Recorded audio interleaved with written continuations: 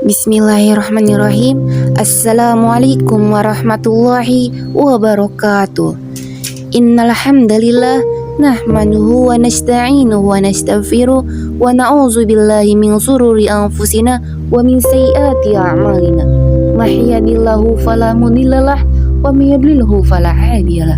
Asyhadu an la ilaha illallah wa asyhadu anna Muhammadan abduhu wa rasuluh. La nabiyya ba'da. Baik, langsung saja kami dari kelompok 12 akan mempresentasikan tentang tafsir Al-Quran yang terdiri dari anggotanya yaitu Hamratul Fitriyah dengan NIM 211374, Risma Fitriyaningsih 211393, Sri Asih 211394. Baik, langsung saja saya Sri Asih akan menjelaskan tentang pengertian tafsir, takwil, dan ilmu tafsir. Tafsir secara etimologis merupakan bentuk mashida kata fassara yufassiru tafsiron, yang berarti kasyafa atau membuka. Bisa dikatakan bahwa lafaz fasara merupakan istiqaq al-bar atau pecahan kata yang kompleks dari safaro yang berarti membuka dan rafasa yang berarti izalah atau membuang, yang sejenis dengan membuka. Sependapat dengan penjelasan di atas adalah apa yang dikemukakan oleh Al-Zahabi yang menulis bahwa kata tafsir sebenarnya kata bentukan atau mustaq, diambil dari kata asalnya al-fasru. Dalam keseharian, orang Arab biasa memaknai fasru dengan al-ibanah atau penampakan dan kasfu al-muhti atau penyingkapan tabir. Al-khasfu pengungkapan dan biasa juga dimaknai dengan asyakhlu kasful murad an al-wadhi menjabarkan kata yang samar. Secara terminologis, Ali Al-Hasan menjelaskan bahwa tafsir adalah ilmu yang membahas Al-Quran dari aspek penunjukannya kepada maksud Allah berdasarkan kemampuan manusia. Yang pertama, batasan yang lebih sederhana sebagai disebutkan oleh An-Nabhani menyatakan bahwa tafsir merupakan penjelasan sesuatu yang diinginkan oleh lafaz. Yang kedua, sementara Al-Zurzani wafat 816 Hijriah menyatakan bahwa tafsir adalah penjelasan makna ayat, permasalahan, kisah, dan sebab diturunkannya ayat dengan lafaz yang menunjukkannya secara transparan. Kata takwil menurut Az-Zahabi berasal dari kata alawalu dengan arti ar-ruju, kembali atau rujukan. Dalam kamus bahasa Arab disebutkan kata ala ilahi, awalan wa amalan, yang berarti kembali, yang berawal daripadanya sesuatu atau yang disandarkan kepadanya sesuatu. Secara terminologi, beberapa ulama salaf seperti At-Tabari memaknai ta'wil dengan makna yang berupa dengan tafsir, yaitu menafsirkan kalam atau kata-kata dan menerangkan maknanya baik yang dhahir atau tersurat maupun mukhalifan lahu atau tersirat, seperti yang banyak terdapat dalam tulisan-tulisannya al-qaulu fi qaulihi ta'ala kadza wa kadza, atau ungkapan beliau juga ihtalafa ahzu at-ta'wil fi hadhihi al-ayat. Sependapat pula dengannya adalah ulama-ulama salaf lain yang berpendapat bahwa takwil adalah perihal menjelaskan arti sebuah kata. Jika sebuah kata mengindikasikan tolaba atau perintah, maka takwilnya adalah perihal pelaksanaan bagi yang diperintah atau matlub. Kebalikan daripada itu adalah golongan mutahirin dari para fuqaha, mutakallimin, dan muhadisin yang menganggap tafsir bermakna lebih umum ketimbang takwil dengan pertimbangan razih ila al-makna atau kesahihan arti dan marzuh ila al-dalalil atau kesahihan dalil uzzat.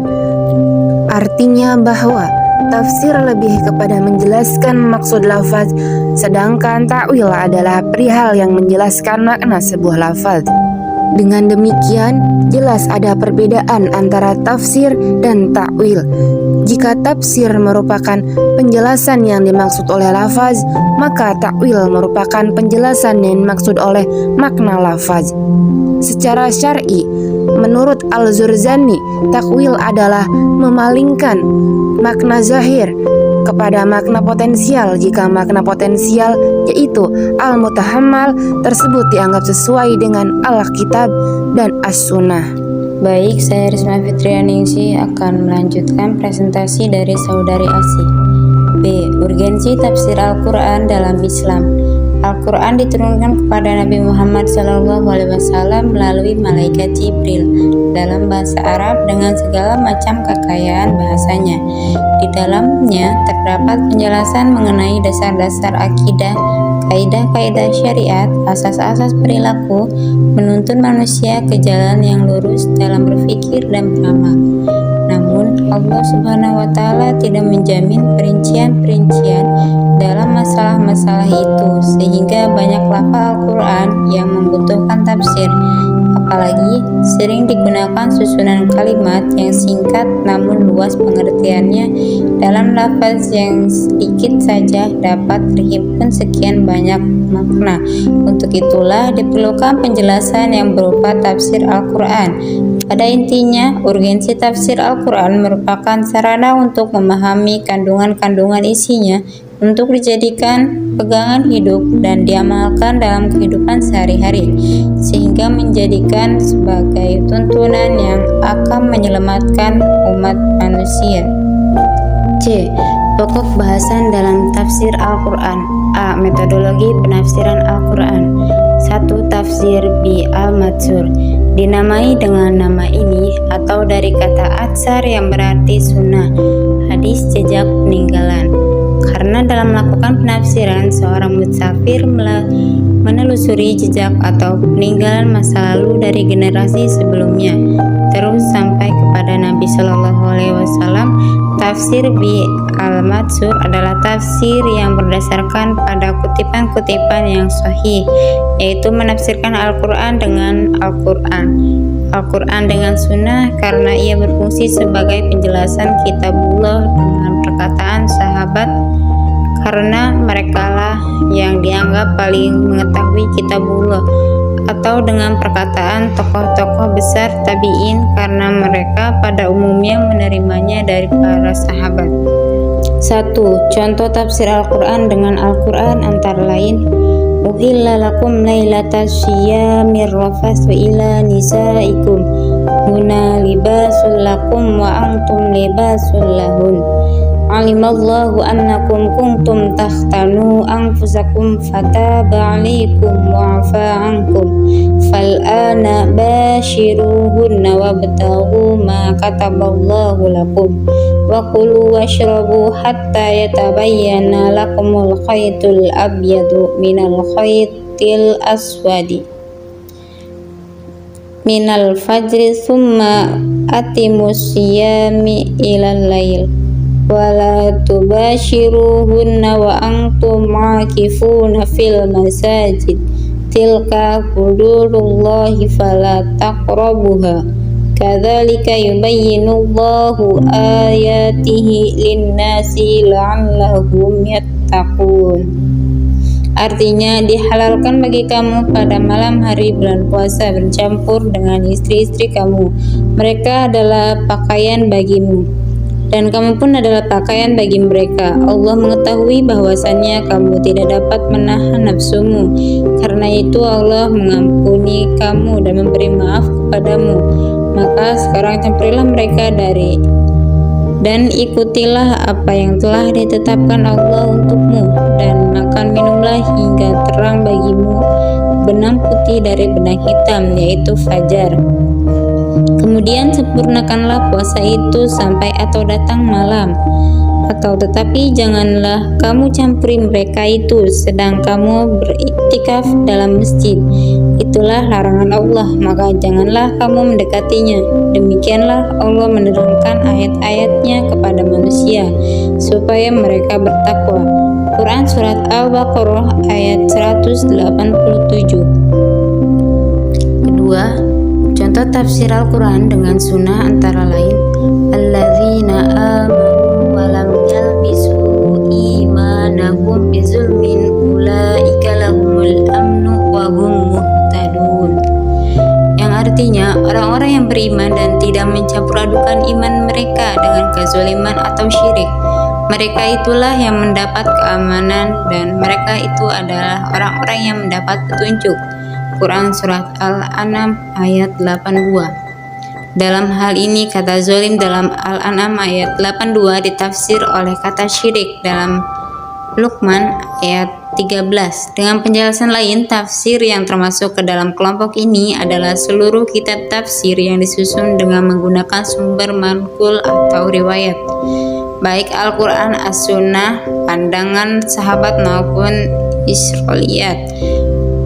Model tafsir seperti ini contohnya seperti tafsir Al-Quran Al-Adlim yang ditulis oleh Ibnu Jarir At-Tabri, tafsir Al-Murarir Al-Waziz karya Ibnu Athiyah, tafsir Al-Quran Al-Adlim yang ditulis oleh Ibnu Katsir, tafsir Ad-Dur Al-Mansur karya Asyudhi, tafsir Abu Laits As-Samarkandi, tafsir Al-Baghawi, dan tafsir Baqi Ibni Makhlad. Asbabun Nuzul atau karya Al-Wahidi, dan An-Nasikh wal Mansukh atau karya Abu Zafar An-Nahas. Yang kedua, tafsir Bi'arai. Seiring perkembangan zaman yang menuntut pengembangan metode tafsir karena tumbuhnya ilmu pengetahuan pada masa Daulah Abbasiyah, maka tafsir ini memperbesar peranan ijtihad dibandingkan dengan penggunaan tafsir di Al-Mansur. Dengan bantuan ilmu-ilmu bahasa Arab, ilmu qiraah, ilmu-ilmu Al-Quran, hadis dan ilmu hadis, usul fiqh dan ilmu-ilmu lain, seorang mufassir akan menggunakan kemampuan ijtihadnya untuk menerangkan maksud ayat dan mengembangkannya dengan bantuan perkembangan ilmu-ilmu pengetahuan yang ada. Kitab tafsir yang termasuk dalam kelompok ini adalah seluruh kitab tafsir yang disusun dengan menggunakan sumber kebahasaan atau diroyah. Ketiga, tafsir isyari atau bil isyarah. Menurut kaum sufi, setiap ayat mempunyai makna yang zahir dan batin. Yang zahir adalah yang segera mudah dipahami oleh akal pikiran, sedangkan yang batin adalah yang isyarat-isyarat yang tersembunyi di balik itu yang hanya dapat diketahui oleh ahlinya. Menurut kaum sufi, setiap ayat mempunyai makna yang zahir dan batin. Yang zahir adalah yang segera mudah dipahami oleh akal pikiran, sedangkan yang batin adalah isyarat-isyarat yang tersembunyi di balik itu yang hanya dapat diketahui oleh ahlinya. Baik, saya Hamratul Fitria akan melanjutkan presentasi dari saudari Risma.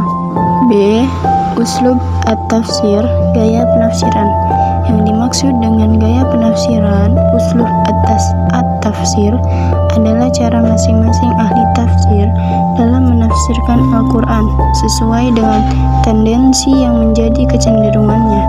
Misalnya, ada yang mempunyai tendensi kebahasaan sehingga dalam penafsirannya sangat memperhatikan gaya bahasa dan makna yang terkandung di dalamnya, seperti Al-Jamak Sari yang terkenal dengan tafsirannya Al-Kasyaf.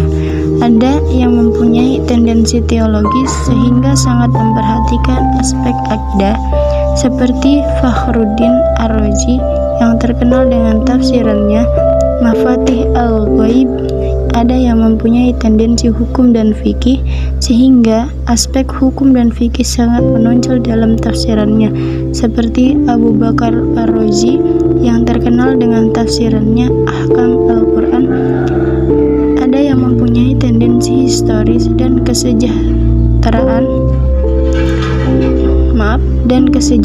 sehingga meneliti kisah-kisah dan menambah kisah-kisah dalam Al-Quran sesuai dengan keinginannya dari buku-buku sejarah tanpa melihat sesuai atau tidak, seperti Alauddin Ali bin Muhammad al-Baghdadi atau yang terkenal dengan Al-Qazim, yang terkenal dengan tafsirannya bab At-Ta'wil fi Ma'ani At-Tanzil. Inilah tendensi dan perhatian yang diberikan oleh ahli tafsir dalam menafsirkan Al-Quran yang menjadi gaya penafsiran mereka pada zaman dulu.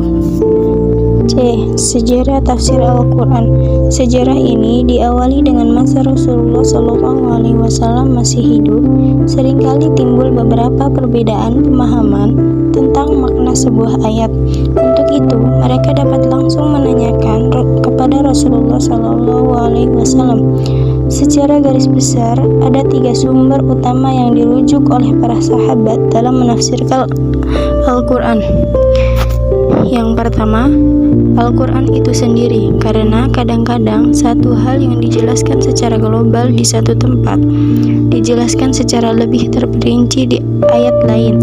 Yang kedua, Rasulullah SAW semasa masih hidup, para sahabat dan dapat bertanya langsung pada beliau tentang makna suatu ayat yang tidak mereka pahami atau mereka berselisih paham tentangnya. Yang terakhir, ijtihad dan pemahaman mereka sendiri, karena mereka adalah orang-orang Arab asli yang sangat memahami makna perkataan dan mengetahui aspek kebahasaannya. Tafsir yang berasal dari para sahabat ini dinilai mempunyai nilai tersendiri menurut jumhur ulama, karena dapat disandarkan pada Rasulullah SAW, terutama pada asbabun nuzul, sedangkan pada hal yang dapat dimasuki ro'i, maka statusnya terhenti pada sahabat itu sendiri selama tidak disadarkan pada Rasulullah SAW. D. Kodifikasi tafsir Al-Quran. Yang pertama, periode 1, yaitu masa Rasulullah SAW, sahabat, dan permulaan masa tabi'in, di mana tafsir belum tertulis dan secara umum periwayatan ketika itu tersebar secara lisan. Yang kedua, periode 2, bermula dengan kodifikasi hadis secara resmi pada masa pemerintahan Umar bin Abdul Aziz 99 sampai 101 Hijriah. Tafsir ketika itu ditulis bergabung dengan penulisan hadis-hadis dan dihimpun dalam satu bab seperti bab-bab hadis, walaupun tentunya penafsiran yang tertulis itu umumnya adalah tafsir bin al-Ma'sur. Yang ketiga, periode ketiga, dimulai dengan penyusunan kitab-kitab tafsir secara khusus dan berdiri sendiri yang oleh sementara ahli diduga dimulai oleh Al-Farra, wafat pada tahun 207 Hijriah dengan kitabnya yang berjudul Al-Ma'ani Al-Quran. E. Para ulama tafsir. Yang pertama, Abdullah bin Abbas dilahirkan di Syi'bi 3 tahun sebelum hijrah. Ada yang mengatakan 5 tahun sebelum hijrah dan wafat di kota Taif pada tahun 65 Hijriah, dan ada yang mengatakan tahun 67 Hijriah, dan ulama jumhur mengatakan wafat pada tahun 68 Hijriah. Banyak melahirkan beberapa tafsir yang tidak terhitung jumlahnya, dan tafsir tidak dikumpulkan dalam sebuah kitab yang diberi nama Tafsir Ibnu Abbas. Di dalam kitab ini terdapat beberapa riwayat dan metode yang berbeda-beda. Namun, yang paling bagus adalah tafsir yang diriwayatkan oleh Ali bin Abi Thalhah Al-Hashimi. Yang kedua, Mujahid bin Jabr dilahirkan pada tahun 21 Hijriah pada masa kepemimpinan Umar bin Khattab dan wafat pada tahun 102 atau 103 Hijriah. Sedangkan menurut Yahya bin Qattan, dia wafat pada tahun 104 Hijriah, termasuk tokoh tafsir pada masa tabi'in, sehingga dia dikatakan tokoh paling alim dalam bidang tafsir pada masa tabi'in dan pernah belajar tafsir kepada Ibnu Ibnu Abbas sebanyak 30 kali. Yang ketiga, At-Tabari, bernama lengkap Muhammad bin Jarir, dilahirkan di Baghdad pada tahun 224 Hijriah dan wafat pada tahun 310 Hijriah. Karangan-karangannya adalah Jami'ul Bayan fi Tafsiril Quran, Tarikhul Umam, Al-Muluk, dan masih banyak lagi yang belum disebutkan. Yang keempat, Ibnu Katsir, bernama lengkap Ismail bin Umar Al-Qarish Ibnu Katsir Al-Bashri, dilahirkan pada tahun 705 Hijriah dan wafat pada tahun 774 Hijriah, termasuk ahli di dalam bidang fikih, sejarah, dan tafsir. Karangan-karangannya adalah Al-Bidayah wan Nihayah fi Tarikhi, Al-Ijtihad fi Thalabil Jihad, Tafsirul Quran, dan lain-lain. Yang kelima, Fakhruddin Ar-Razi, bernama lengkap Muhammad bin Umar bin Al-Hasan At-Tamimi Al-Bakhri At-Tabaristani Ar-Razi Fakhruddin, yang terkenal dengan sebutan Ibnul Khatib Asy-Syafi'i, lahir di Royi pada tahun 543 Hijriah dan wafat pada tahun 606 Hijriah di Harrat, mengajarkan ilmu-ilmu agama dan ilmu-ilmu pasti, dan juga mendalami ilmu tafsir dan mantik. Karangannya adalah Mafatihul Ghaib fi Tafsirul Quran, Al-Musallah fi Usulil Fiqh, Ta'jizul Falasifah, dan lainnya. F. Tafsir Al-Quran kontemporer. Ilmu tafsir Al-Quran terus mengalami perkembangan sesuai dengan tuntunan zaman. Perkembangan ini merupakan suatu keharusan agar Al-Quran dapat bermakna bagi umat Islam. Pada perkembangan terbaru, mulai diadopsi metode-metode baru guna memenuhi tujuan tersebut, dengan mengambil beberapa metode dalam ilmu filsafat yang digunakan untuk membaca teks Al-Quran, maka dihasilkanlah cara-cara baru dalam memaknai Al-Quran.